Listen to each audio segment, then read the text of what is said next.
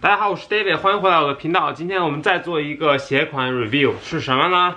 是一双 Easy 这边看到了。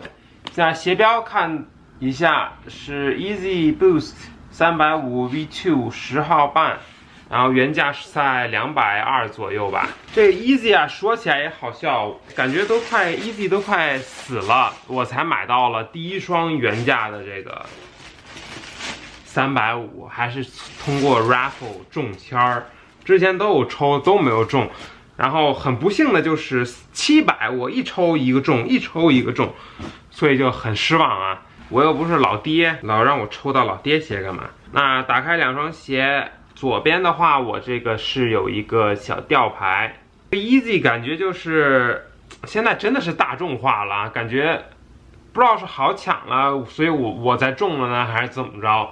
感觉就是侃爷也不怎么搞了，就感觉他一起床一看，哇，新的一天，同样的款，给您换个色儿，然后就骗你又买，是吧？所以这一期的话他还稍微用了点儿这个心，给你做一点限定，就感觉让你买了以后说，哦，我买的不是一个大众鞋，我买的是一个限定款。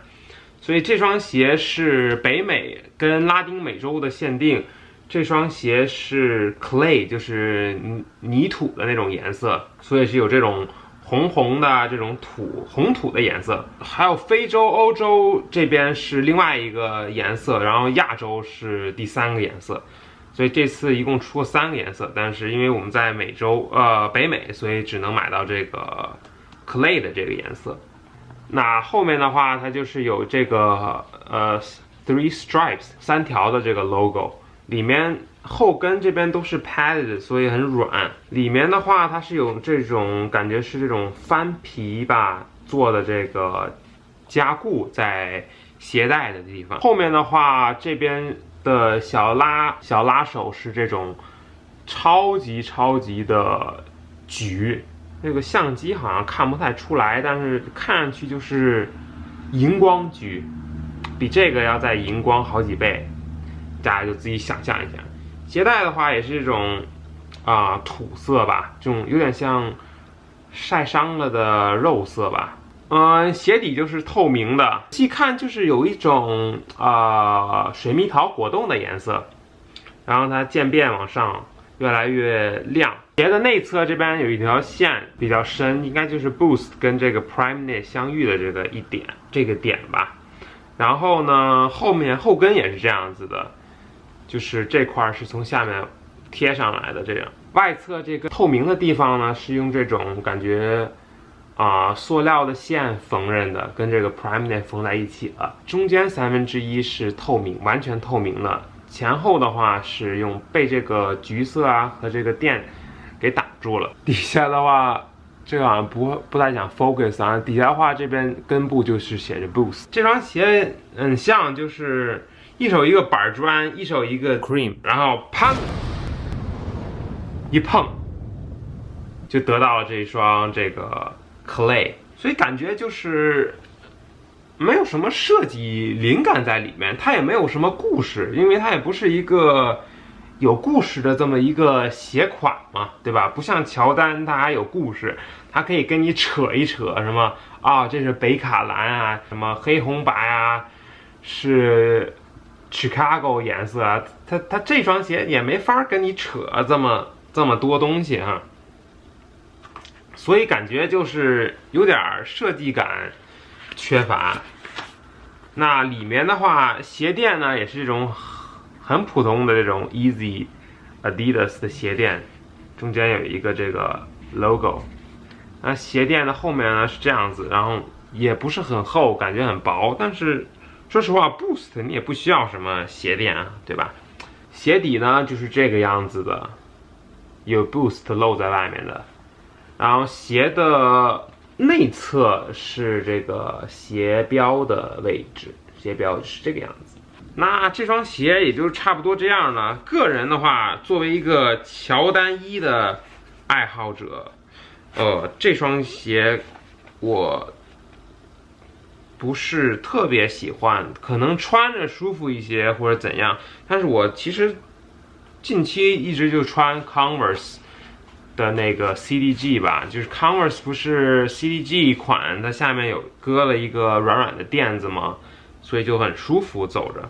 我也没觉得这个 Adidas 的 Boost 走久了对脚有什么特别舒服的变化，所以呢，这双鞋值不值得买呢？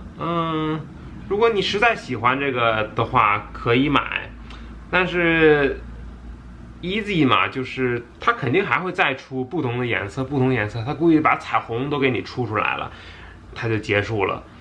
作为一个第一次拿到一个350的人来说，这感觉这双鞋大的有点像个船。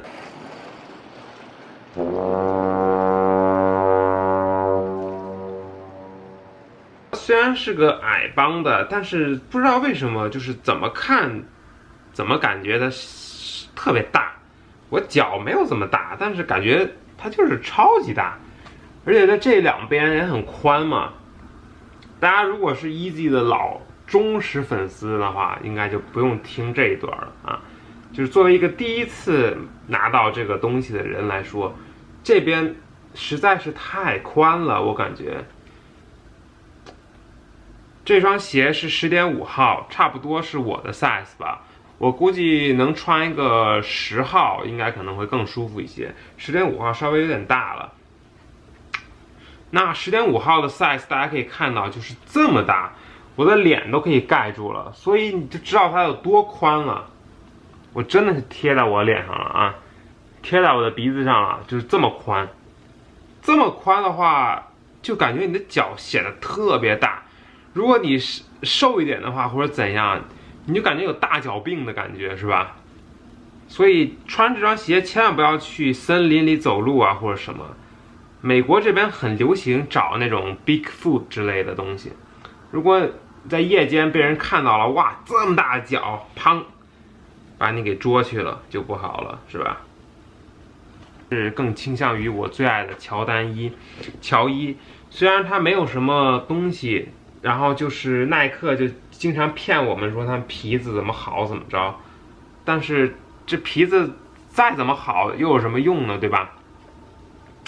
我也不会拿它去摸脸，所以乔丹感觉买的像故事，买的像一个有意义、稍微有意义一点的纪念品。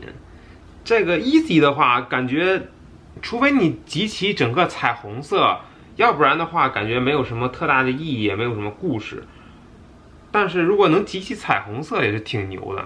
彩虹色大家知道，你就可以把那个小绿人给召唤出来。 Each leprechaun has their very own pot of gold, which is usually hidden at the end of a rainbow. Anyone who catches one can take that shiny pot of gold. Legend has it that he will also grant 3 wishes once captured. 如果大家还在尝试着集齐这个彩虹色，召唤出这个小绿人的话，可以在你们成功那一天在留言下给我来个评论啊，我很好奇这个小绿人是不是真的。如果你喜欢本期视频的话，可以在下面留个言，点个赞，然后如果你还没有订阅的话，别忘了订阅。那下期再见了，这是第一双 Easy 350，拜拜。